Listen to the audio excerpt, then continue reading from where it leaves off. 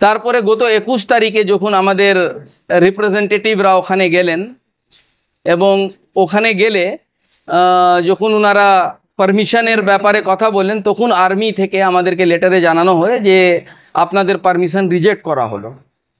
তারা কোনো রিজন জানায়নি। আমরা তার পরের দিন 22 তারিখেই আমরা হাইকোর্টে মামলা করেছিলাম। গতকাল শুনানি হওয়ার কথা ছিল কিন্তু কাল হয়নি। আজকে 1:30 থেকে 45 মিনিট অবধি আমাদের শুনানি হয়েছে এবং আমরা নৈতিকভাবে যে জিনিসগুলো তুলেছিলাম সেটা হাইকোর্ট মেনে নিয়েছে। কিন্তু যেহেতু সময় খুব কম, তারা আর্মিকে বলেছেন যে 24 ঘন্টার মধ্যে তারা রিজন জানাক যে কেন তারা আমাদেরকে এখানে প্রোগ্রাম করতে দিচ্ছেন না, আমাদের প্রোগ্রামটা রিজেক্ট কেন করেছেন সে কারণ তাদেরকে 24 ঘন্টার মধ্যে জানাতে হবে।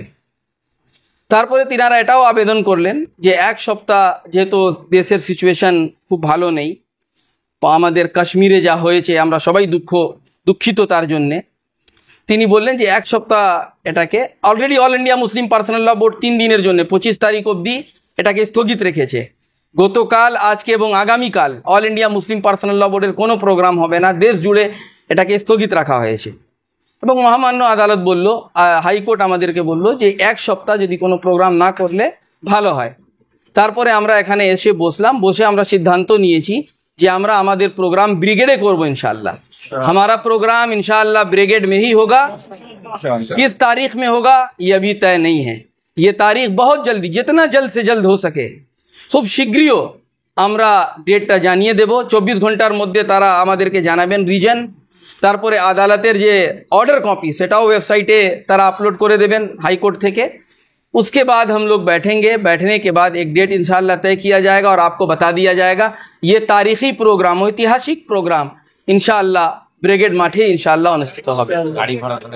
হ্যাঁ, যারা গাড়ি ভাড়া করেছেন তাদেরকে আমরা অনুরোধ করছি যে আপনারা ওটাকে এখনো উইথড্র করবেন না, যে জমা দিয়েছেন আপনারা যে টাকা আপনারা নেবেন না। ইনশাআল্লাহ ওই গাড়ি করেই আপনারা ব্রিগেডে আসবেন ইনশাআল্লাহ। डेट एक्सटेंड होगा, डेट एक्सटेंड আমরা করছি, কোন ডেটে হবে সেটা ইনশাআল্লাহ পরে আপনারা জেনে নেবেন। आर्मी को 2 दिनों के अंदर यानी 24 घंटों के अंदर एक रिपोर्ट दायर करने के लिए कहा गया है कि आप रीज़न बताएं कि क्यों आप इन्हें परमिशन नहीं देंगे। तो गोया के निचोड़ बात ये है कि हाई कोर्ट का बहुत ही अच्छा ऑब्जर्वेशन रहा और उस ऑब्जर्वेशन से ये बातें साफ़ हो गई कि इंशाअल्लाह ब्रिगेड होना है, लेकिन उसके लिए आप हजरात को थोड़ा इंतज़ार करना पड़ेगा अगले अनाउंसमेंट आने तक। लिहाजा जो भी तैयारियां जिस तरह से हो रही थी वो तैयारियां बिल्कुल उसी तरह से जारी रहे। बहुत जल्द इंशाअल्लाह बोर्ड के ज़िम्मेदारान के साथ और कानून के जानकारों के साथ सलाह मशवरा करने के बाद में फिर नई तारीख़ का ऐलान किया जाएगा। आप हजरात पर उम्मीद रहें और अल्लाह से दुआ करें कि इंशाअल्लाह ब्रिगेड होगा, क्योंकि ये ब्रिगेड रैली किसी के ऊपर दबाव डालने के लिए नहीं है, बल्कि ये तहरीक का हिस्सा है। जो वक्फ अमेंडमेंट कानून के ख़िलाफ़ में जो तहरीक चल रही है, जिसकी शुरुआत 10 अप्रैल से हो चुका है, उसी तहरीक का एक हिस्सा है।